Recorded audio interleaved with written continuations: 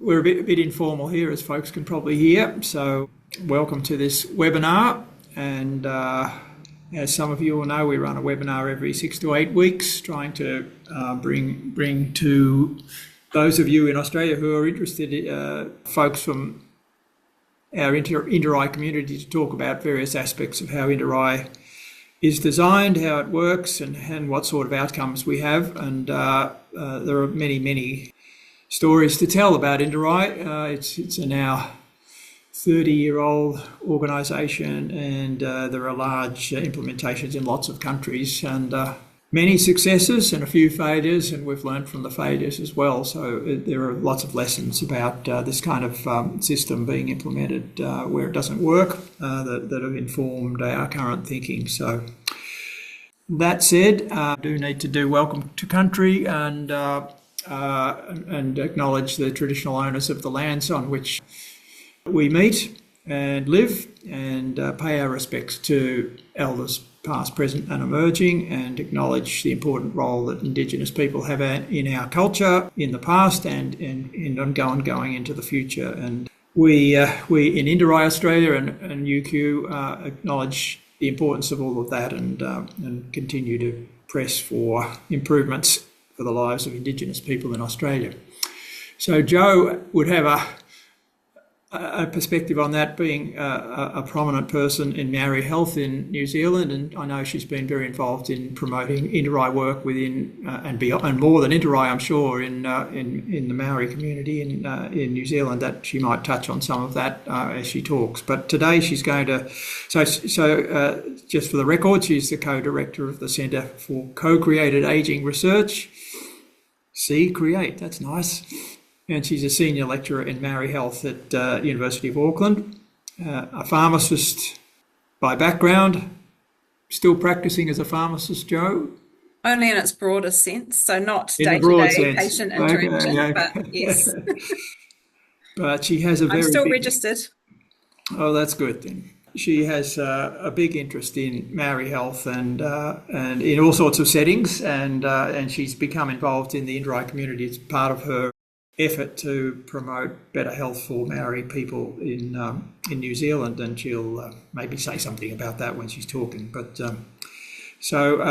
but she's an exciting member of interRAI, and she's not been with us for all that long, but she's made a splash, and she says she tells us some very interesting stories and presents some interesting research. So today she's going to tell us something about AI and clinical practice, and we're really interested to hear that. So Jo, I'll hand over to you, and we'll have time for questions and discussion at the end. So thanks for doing this.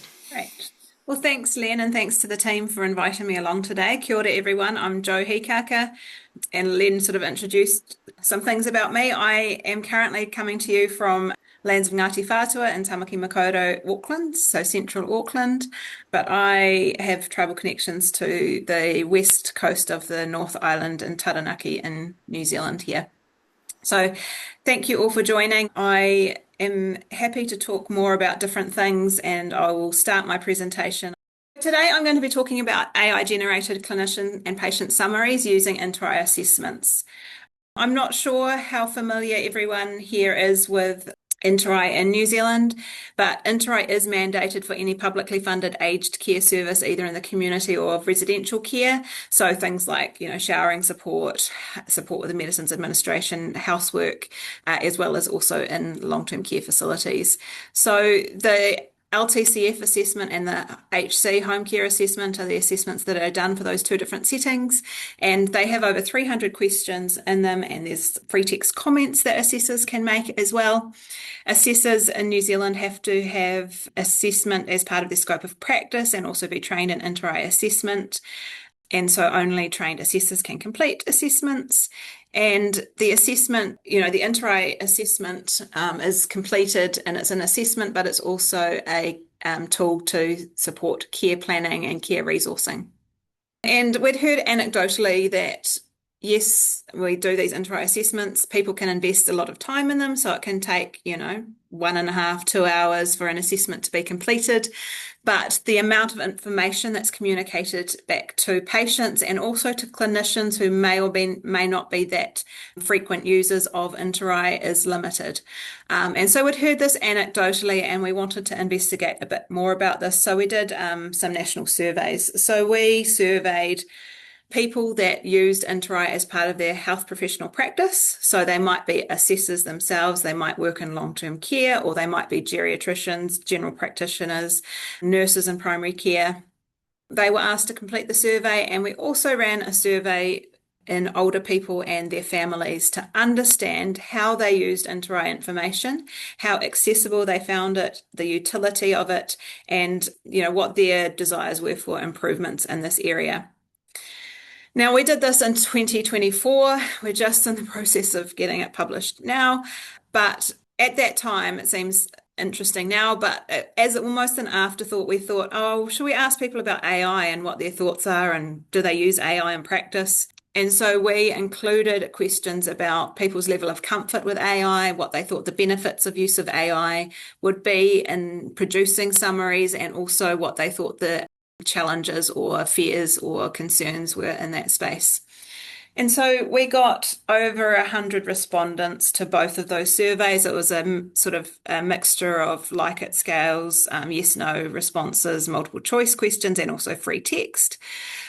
And we found that most clinicians that were infrequent users found it difficult to access interRAI information and would like a summary, and patients felt the same. They'd like a summary. So about half of the people we talked that were included in the survey did receive some sort of information after an assessment. Most of that communication was verbal via the phone, and so there was limited written feedback after an assessment, and people thought that they would value a summary that was produced post-assessment. And so summaries were of benefit to both patients and families, but also clinicians that infrequently use interRAI. So they would like to know some of the information from it without having to go through the entire assessment to understand that more. And when we asked the question about AI, it was interesting. About 40% of clinicians were using AI in their practice already to some extent. Around 25% didn't know if they were. When we asked people about whether they thought an AI could be used to generate a summary, about 25% said, yep, 25% said no, and about 50% said, we're really unsure, we don't really know. We don't know that we have enough information to know whether we feel comfortable about it. Given that from that survey, our intent of that survey was to develop reports that might be used at an individual or organisational level. But from the overwhelming response of the need for this, just a general summary, that's sort of where we directed the work. And we also then thought about, well, how can AI be used in this space? I have to say that this survey development was supported not just by reviewing literature, but also a working group of 25 to 30 people working in the aged care sector that have interRAI as part of their professional practice. But there were also a number of people that I guess have had personal experience supporting family members accessing interRAI assessments as well. So based on that, we developed up a bit of a proposal we developed a study protocol to undertake a study to investigate clinician summaries, the development of clinician summaries using AI. So Health NZ, our government health department, has a national AI and algorithm expert advisory group. So we presented our work to them and got feedback, and from that they suggested a different tech stack to use that sort of aligned with their governance policies, and also had some other feedback about our protocol. We then went to our National Health Ethics, so Health and Disability Ethics Committee, but they said that they didn't want to see it. We put it there because we thought AI, they might be interested, but no, they didn't want to see it. So we've gone through our university ethics process and had this approved. We then got 1,200 home care and 1,200 long-term care assessments to use as training data, and 25% of those assessments were Māori. In reality, around 5% of assessments that are done in New Zealand are on Māori patients. So there's an underrepresentation of Māori receiving home care, being assessed, and also entering aged residential care. But we wanted to ensure that there was a good amount of Māori data informing the model development. We then drafted an initial summary, and so we're working in our team with computer scientists, and one of them is a professor in health informatics, and so we just sort of got them to prompt, do an initial prompt, and it was very high level, and this is the summary. Now, I'm not intending you to need to read all this, but what I want to just point out is there's reasonably technical language. There's language around like CPS equals 6, so scales that are already in the interRAI assessment, and then numbers. There's quite a lot of abbreviations, and the target again with clinicians generally. So that's the prompting we sort of did, develop a summary for clinicians. We had a process that we would develop and iterate summaries using focus groups. So the first round of focus groups got that summary and were asked to feedback. So we wanted people who were feeding back didn't have an idea of what the individual's interRAI assessment said. We were wanting to understand from them what the type of content and the way that was communicated to people looked like. So we did the first round of focus groups. We had one focus group on home care, 2 focus groups in aged residential care, and a focus group that had clinicians. They were mainly geriatricians and nurse practitioners. So after that first round of focus groups, we reviewed the language and whether we would include any reference to scores. We decided we probably needed to give information about what those scores meant rather than just putting in numbers. And we reviewed the formatting of the care plan and refined it further. We then did a second round of focus groups with those 4 different, the 2 in aged residential care, 1 in home care, and clinicians. We then took that feedback back. We added in the interpretations of the interRAI scores that are based on their algorithms and scales, and refined the summary further. And so this is sort of where we got to with the clinician summary. So doing a client overview, having it presented more like you might expect a clinic letter to be presented. And then, so we can see this does sound more like a clinic letter. People wanted more than just that short summary. Geriatricians particularly wanted it to have more information and for the summary to include not just an interRAI assessment, but also other routinely collected data and primary care notes, but that was outside the scope of this research. And we wanted to, some of the feedback was like, let's not just have it all about what people can't do, what can people do independently, and then where is support needed. We also did health considerations and then also the care planning considerations. So this is sort of where we took this as a third round back to focus groups, and they were reasonably happy with this. And so, one of the critiques around this list is that it doesn't give information about who should be doing these tasks. Now, that is a limitation when we're only using an interRAI assessment to populate a summary, and that's still part of the care planning that would have to be done. So I want to point out here, we never envisaged that this would be something that was given to a patient without any human involvement. We always have thought that this would be developed as a starting point for clinicians, assessors, to then go in and revise things a bit. So we did our 3 rounds. We have now sent that report to Health NZ so that they are aware of the findings, and then putting it forward to them to think about their response and how they might integrate that learning into things that happen in everyday practice in New Zealand. Based on that work, we were successful as being one of the partners in a $4 million bid that is funded by our Ministry of Business, Innovation and Employment. And that's in partnership with Otago University, University of Canterbury, and Singapore Management University, with some health organisation collaborators as well.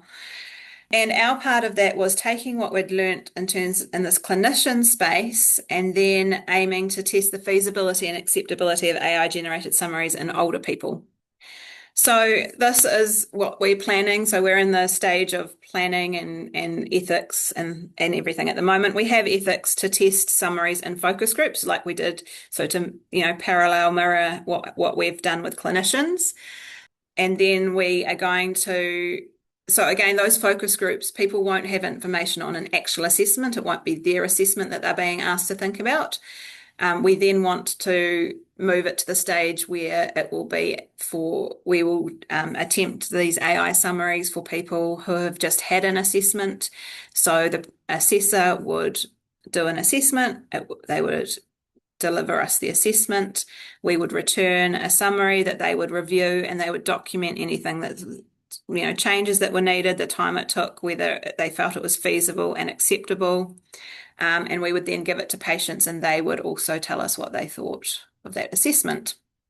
Part of our deliverables are sort of developing the architecture and implementation framework if Health NZ were to take this up as well. So what does the data transfer look like? What are what's the technology we're using? What models are we using? And we're also working, and this is why the National Advisory Group on AI and algorithms is really good, because they let us know what tech they're using, because they're looking for low cost. So we have very limited budget for any development, fine tuning of models. Our focus is really on the feasibility and acceptability. I'm now going to show you the patient summaries. So the only revision and refinement we've done of these patient summaries so far has been from the research team. So the research team is made up of computer scientists, but also some clinicians. And it's interesting because the first time that a summary was returned to me for patients, I was like, well, I don't like that, but I don't know why. So it was, we're thinking about the framework that we think about how a summary should look. And I was also trying to critique and be reflective of my own clinical experience, in that most of the information we see coming to patients is in the form of a clinic letter or a discharge summary. And the primary audience of that is often another clinician. So I'm trying to think, is my understanding of what a summary for a patient should look like actually already biased by my understanding of the information they receive and my thoughts that it maybe should align with that? But anyway, you can see here that this summary is about people's thinking and memory. So you have mild problems with memory and thinking. Sometimes you have trouble remembering recent events or conversations, and your family has noticed some changes in your thinking. You're still able to make your needs understood and usually understand others, etc., etc. We have, at the moment, these are, bladder and bowel. You have frequent bladder accidents and occasional bowel accidents. You wear pads or briefs to help manage this, and you're under the care of continence services. So there's talk about the pain being mild, but that it's not constant and it's acceptable. We also currently have a section about what next. So this person, they didn't have advanced care planning in place. So there's been a suggestion generated that it might help if they talked to their care team.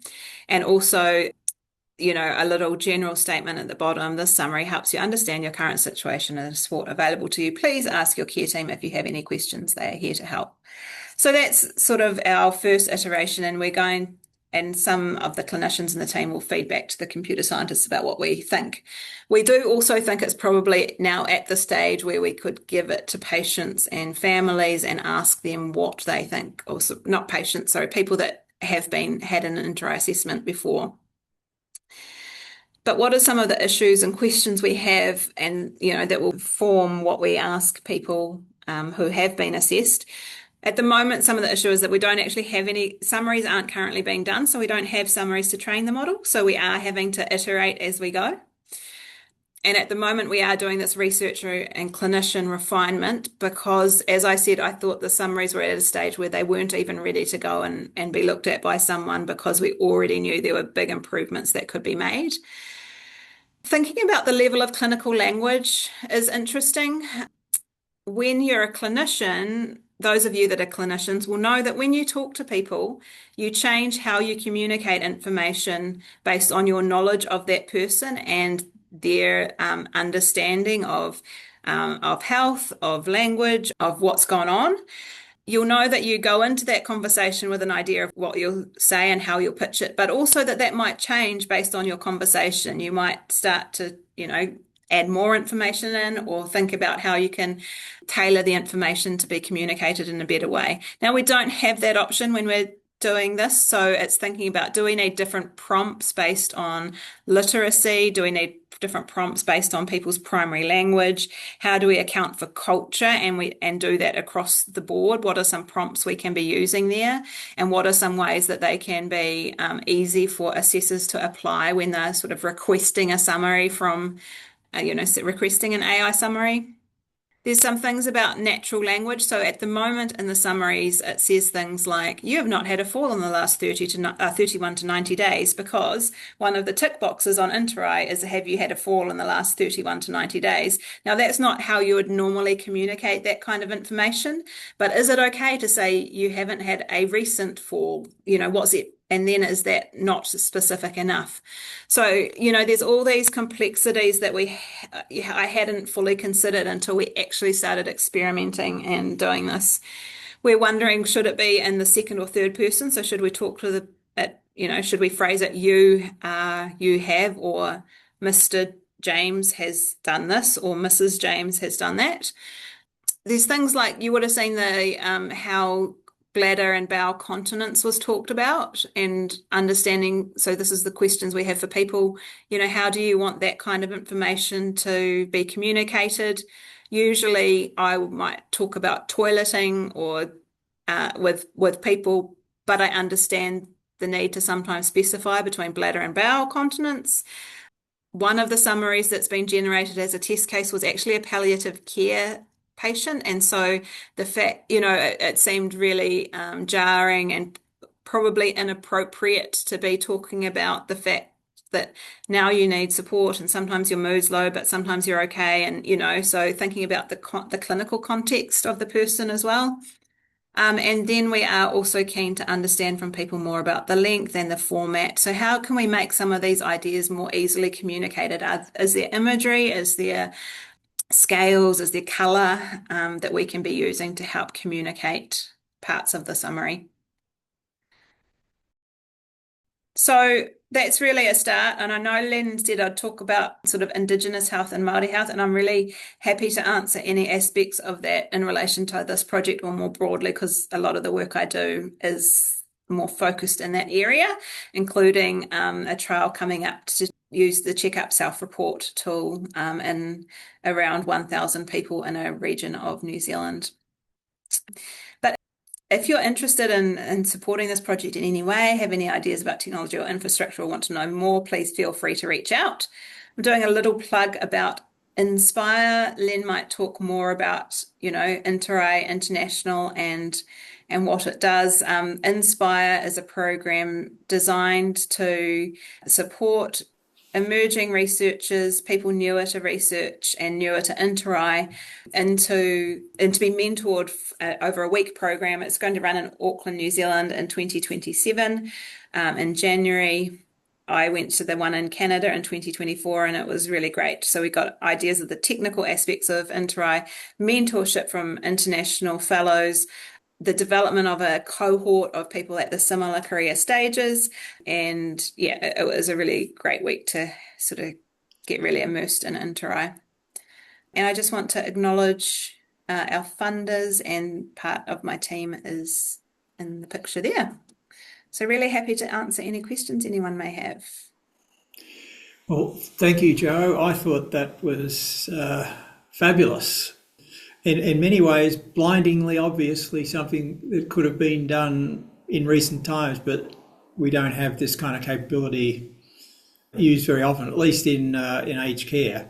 So, but I thought it was incredibly exciting. And I would have a dozen questions to ask you, but that's not going to be fair. So I'm going to ask folks in the audience if they'd like to put their hand up. I'll invite them to ask you a question. I'll ask you one question just while people are thinking about that.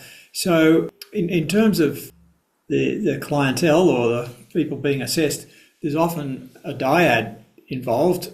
Cognitive impairment's often a problem, and often the to varying degrees, the older person may not be able to comprehend any kind of assessment, and often you're speaking to the family members, one or other of them. So you've got kind of two audiences. Often when you're consulting, you're talking to both audiences at the same time as well. So you could probably have, AI hopefully could provide versions that would be primarily focused on family versus individuals, and it probably could even be calibrated to people with various educational levels and the like. So I can just imagine once you got this really working properly, that's an opportunity. So I've had my little moment.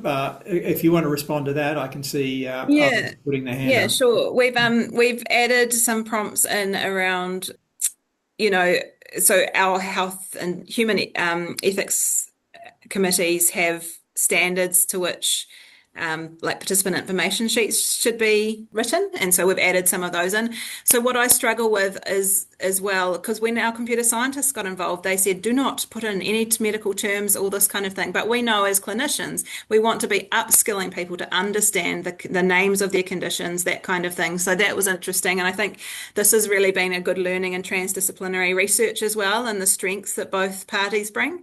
The other thing was, they said, the computer scientists thought, oh, well, we might just, we might limit the number of words we have, to 150, but we're used to seeing the longer clinic letters, and you kind of want to know a bit more than that.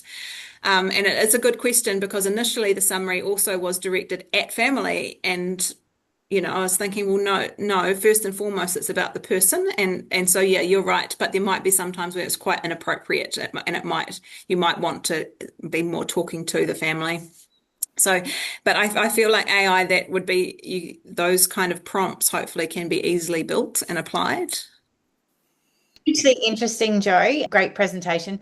I'm wondering how you're going about packaging it up so it can be used outside of New Zealand and in other applications. I can see that it would be, really valuable, and something that I think when you're implementing interRAI, we've probably got however many versions from different vendors already implementing interRAI of their own summaries. And so I think something like this that takes the heavy lifting out of software vendors doing it every time would be really valuable. And also just the ability to be able to update the prompts to a different context like Australia, where we would need to consider our own development of the model. Anyway.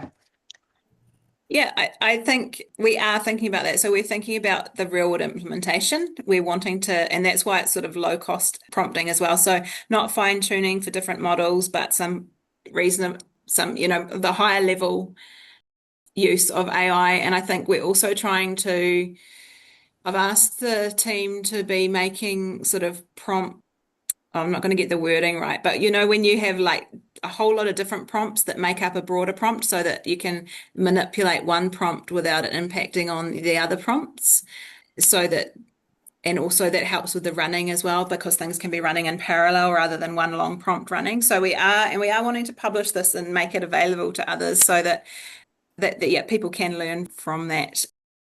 I think there's also some nice learnings in the more methodological space as well, around language and that kind of thing too. Don't know if that answers your question properly, Megan. It does, but we'll definitely be in touch. Okay. Who else would like to comment or ask a question? Geordie? I'm new to the interRAI world, but I just wondered, in terms of these summaries that are aimed at the patients and families, what's the output? How are they getting these, and how are they using them?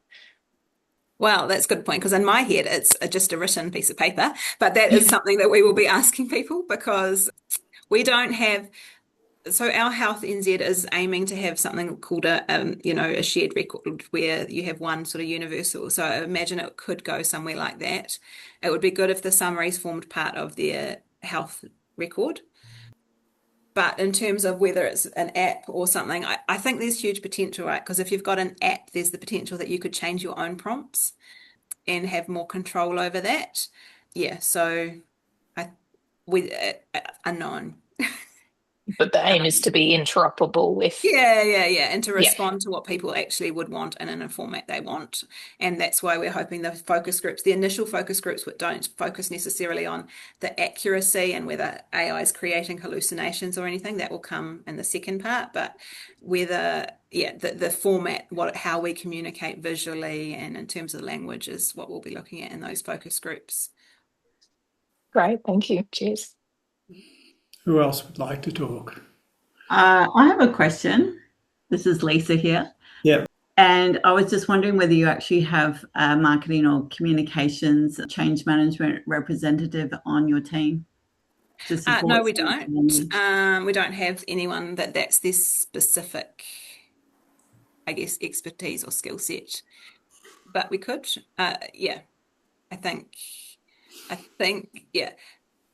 we have people, I guess, in our centre that are kind of experts in co-creation and how we involve people and how and understanding how language is important in that space, but not necessarily marketing and communications. From our broader experience in the co-creation space, it's interesting bringing people into the older adult space and how pervasive ageism is. And so I think we need marketing communications people that are specialised in communication with older people and co-development of that, and also and with families and that as well. But it's definitely something we can think about, and I'll think about it more now. We're also trying to involve like Health NZ and the skills they have in their organisation already, because and we've had national stakeholder meetings in this space around the responsibility of us as a research team and the scope and what we're delivering compared to the broader implementation and the roles and responsibilities of the broader health sector. And I think so we're trying to have those conversations early so that it's not a surprise to them and they have the opportunity to input as we go. Hi, Caroline. Hi, Joe.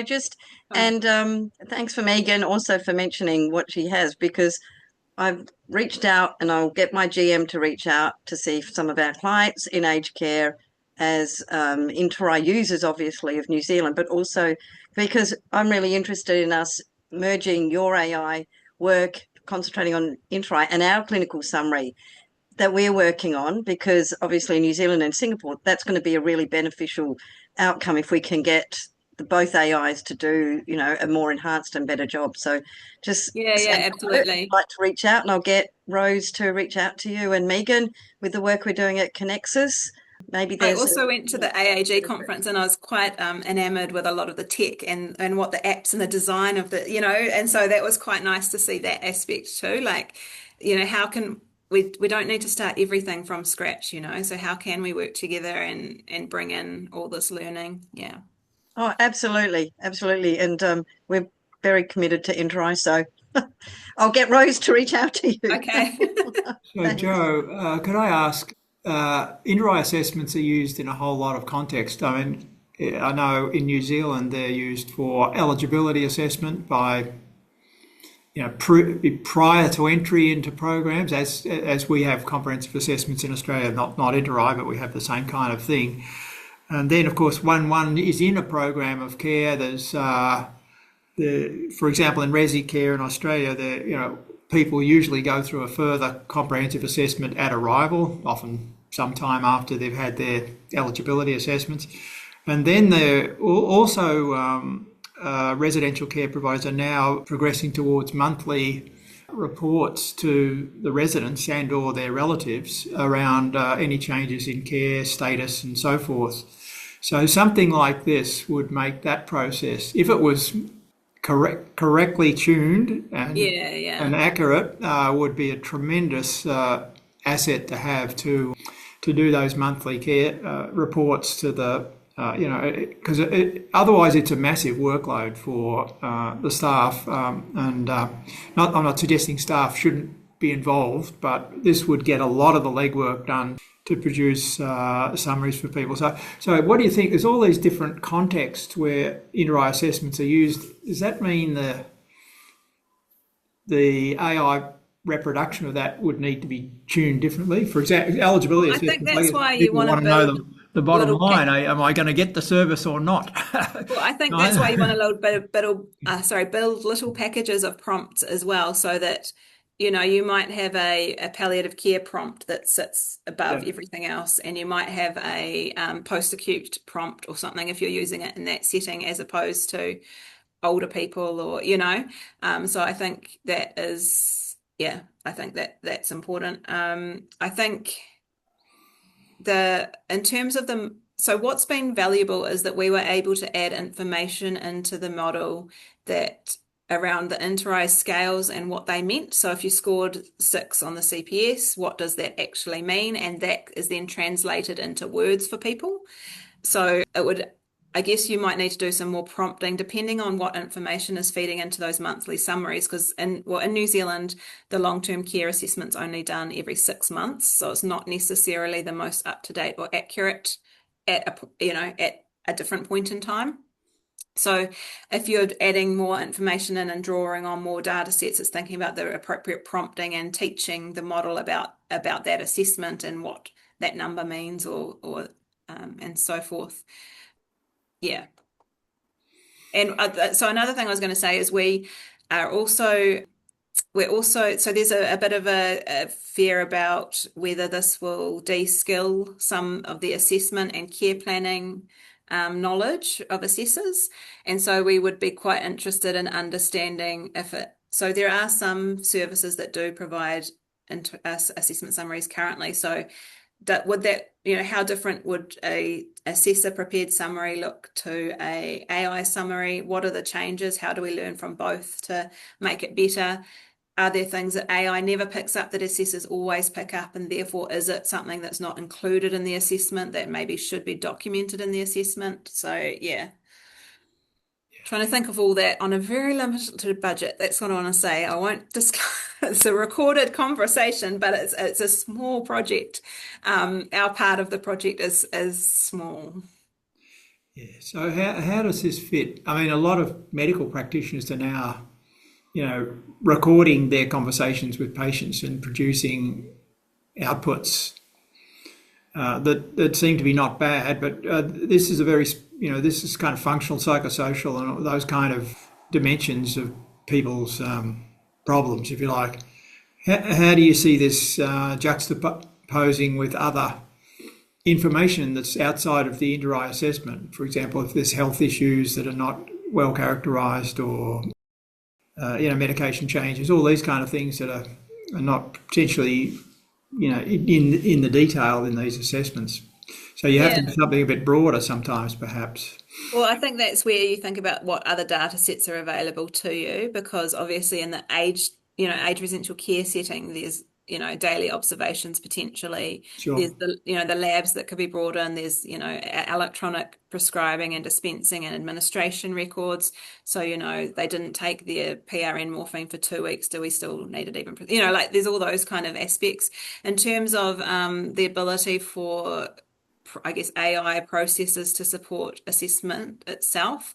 That is happening in part 1 of this project. So thinking about being able to scan environments, being able to listen to a conversation that's had between a person and an assessor, and understanding the extent to which any of the interRAI items can or can't be populated is also, that's a bigger part of the project that's happening as well. And that's sort of being led by the Singapore arm, but there's also a big part of that happening in Canterbury.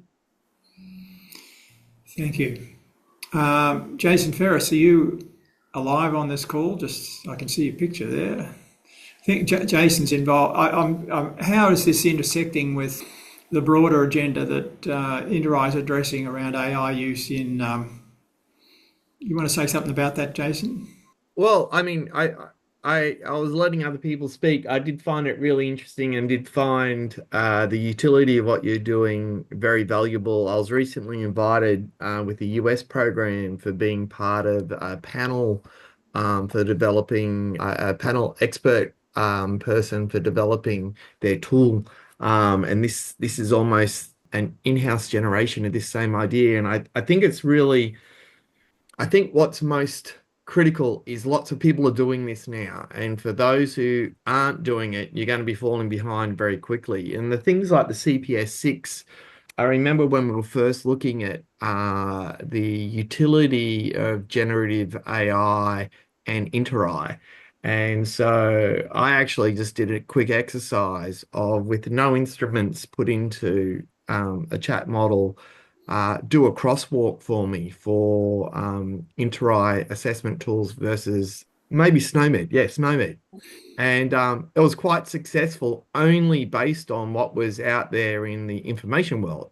Now, if you actually have experts that are generating the information behind it or reviewing what the AI is doing, then you quickly can harness your local information and a local context with the information that's there. So CSP score of 6 has a generalized meaning, but can also have a subcategory of what that means in the New Zealand environment as well, or in particular aged care homes or things like that. So I think it's great that you're doing it. I think it'd be really good for the interRAI group here and in general to sort of be kept abreast of your updates as those things play out, because I go back to, if you're not doing it right now, you're already going to be more behind. And people say, "Oh, I got to back away. Don't do it. Don't touch it." But I think that's the wrong pathway, because the systems are going to start doing it. People are going to see this value. Yeah, I think that's really important. And what I try to tell people as well is that we're testing the feasibility and acceptability, and we might find that currently it's not feasible or acceptable. Like, that's the whole point of research, that we're not going out there with a predefined, this is happening, get on board, and so understanding more about it is really important. Now, if it hasn't been clear, oh, sorry, you go. Yeah, I was going to put it in context in a university setting. So I just saw a report that came out 2 days ago. 3 years ago, university students, only about 10 to 15% had used AI in some form in the university space. The last report had 95%, and this is global. So it's just a matter of change. People are not early adopters. They wait for the fallout to occur. People address the fallout. Oh, the models are hallucinating. So the models get better. They stop hallucinating as much. And so suddenly, the product and the output is robust and sound. And then people suddenly switch. And we're already at that point. And so this is why what you're doing is really valuable, and informing this group and the greater interRAI family would be really valuable. I was just going to make a little disclaimer in case it hasn't already been obvious. AI is not my area of expertise, but this is what happens when you do co-created research. You end up kind of responding and then finding, making sure you've got the people that are the experts to support. So, yeah. I think Robin in the chat has suggested or asked the question about generating monthly reports from an interRAI assessment. I would answer that, Robin, by saying interRAI assessments should be integral to from day one to the assessment process and review process, and any record of a person's status should be updated if they change, at least quarterly and probably monthly.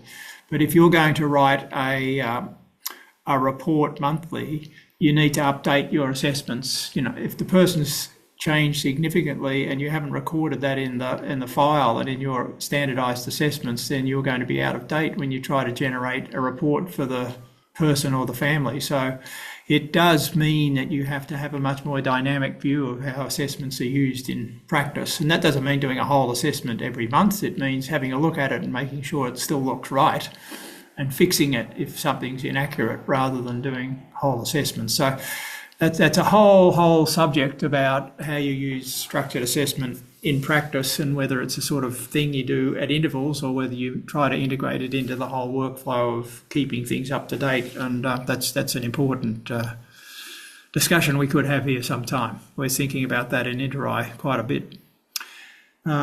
I might use the last few minutes just to talk about some interRAI matters, if that's okay, Joe, and I'll thank you wholeheartedly at the last minute. So internationally, the main news from interRAI is the sad news that Brand Freeze passed 2 or 3 weeks ago, and he had been the president of interRAI since its inception and has made a heroic contribution to the universe, really, through his... he and a handful of colleagues started the whole interRAI enterprise back in the early 90s, and it's become something much more grand than he would have ever imagined. But he's left a legacy that's that we all are benefiting from. So he has left us with a really great platform for the future. And there will be some news about Brant and some reflections on his contribution in the interRAI media, and there will be some events in the near future to celebrate his contribution. So some of you may be interested to be aware of that. We do put out a newsletter every 3 to 4 months, and the next one will have quite a bit to say about Brant and his contribution. He stepped down from the presidency late last year, and John Hurdies, who many of you will know, has been elected as the new president, and he's an absolutely fit for purpose person. He's made a massive contribution in Canada and internationally, and he's now in the chair position. And he will orchestrate some changes for the better, things that have. He's got some ideas about how we operate and how we present ourselves, and not dramatic changes, but he will bring some a new face to interRAI, I think, and that's all to the better.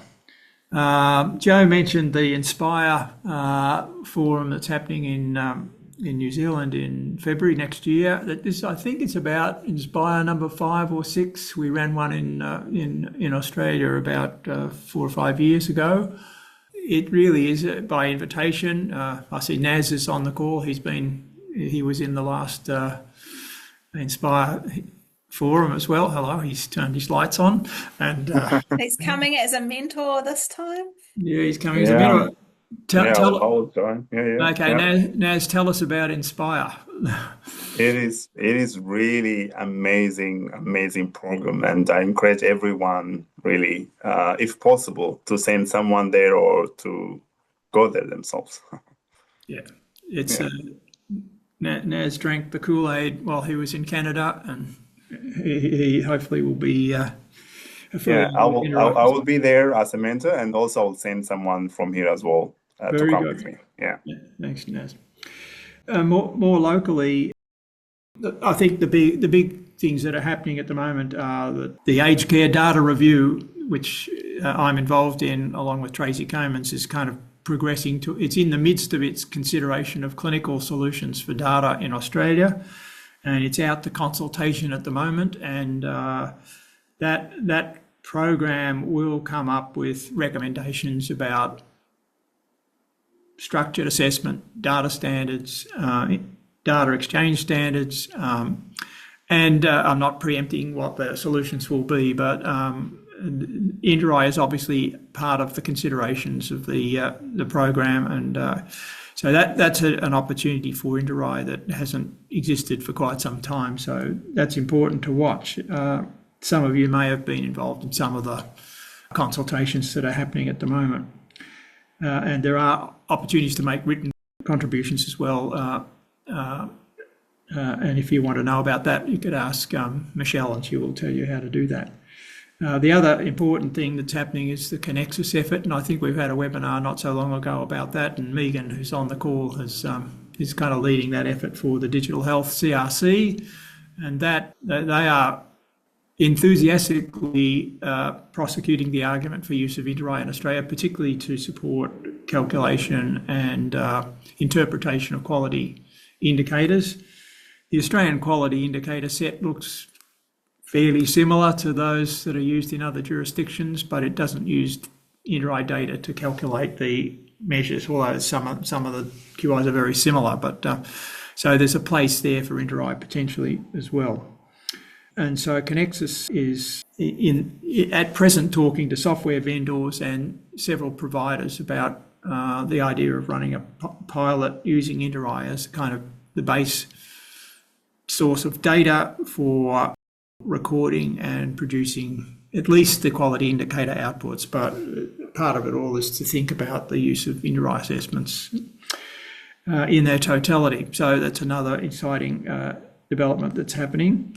interRAI Australia is going to have a booth at the aged care, the ITAC meeting, which is run by Aging Australia, which is happening in May in Brisbane, and we'll be making our presence felt as best we can. And we're also going to have a booth at the Australian and New Zealand Society for Geriatric Medicine in Adelaide in the middle of the year, and perhaps at some other meetings this year. So we are trying to profile ourselves as much as possible in the industry forums because this is an important year for decision making for interRAI. So we're also starting to shortly we will be communicating with software vendors who've got a presence in Australia.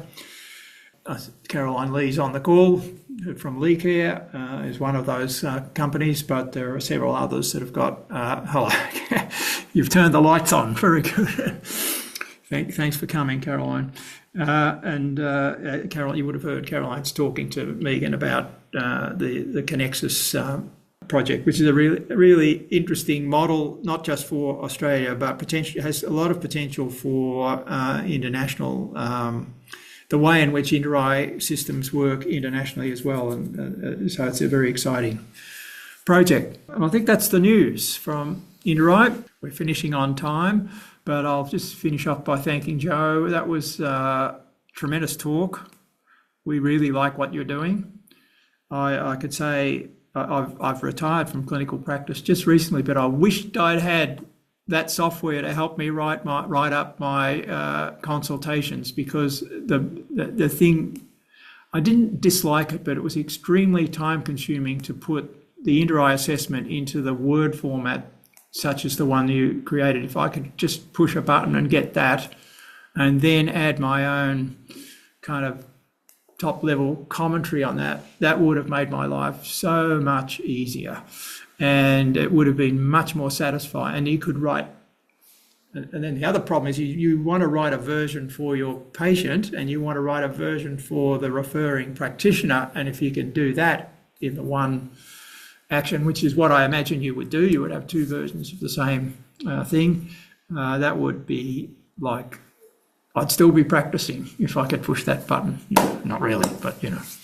So we really appreciate your contribution, and no doubt we'll be interacting a little bit more in the near future. That reminds me, we are having some discussions about having a regional interRAI collaboration with New Zealand and probably Singapore and maybe Hong Kong, the main interRAI outfits in this part of the world.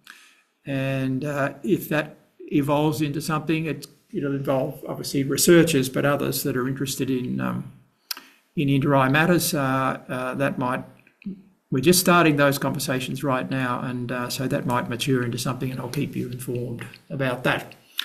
So with all of that, it's 1:59, we can stop. And thank you so much, everybody. Thanks, Michelle, for organising, and Lisa for helping. It's been a really good session. Thank you. For those of you listening to this conversation who may have further interests in interRAI systems, please visit our website, interRAI-au.org.